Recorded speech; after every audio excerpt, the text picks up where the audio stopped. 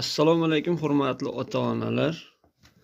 Mana shu Stixmi bir narsalar degan suxarikni olib kelgan kecha qizlarimiz maktabdan.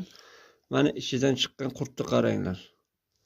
Kimga ko'rinyapti? Mana shaklga kirishini qarang, shaklga kirishini. Mana. Ana shuni ichidan chiqdi. Sizlardan iltimos, hurmatli ustozlar, iloji bo'lsa tanaffus paytida bufetlarga chiqib olmasin shu narsalarni. Mana qarang, qurtni qarang. Bu bolani ichiga kiradigan bo'lsa, bu nima bo'ladi bu?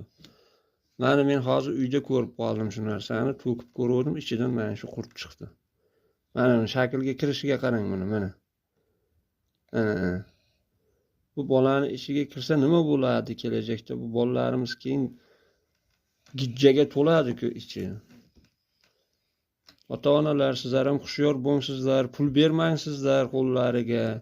Bunaqa mahsulot olmasin. Mana shaklga kirishiga qarang buni. Ko'ryapsizlarmi? Mana shu narsani ichidan chiqdi hozir. Men aytayni cho'qib, shu ko'rgan uchun cho'qib, bo'lmasa cho'qalarmi? Mana shu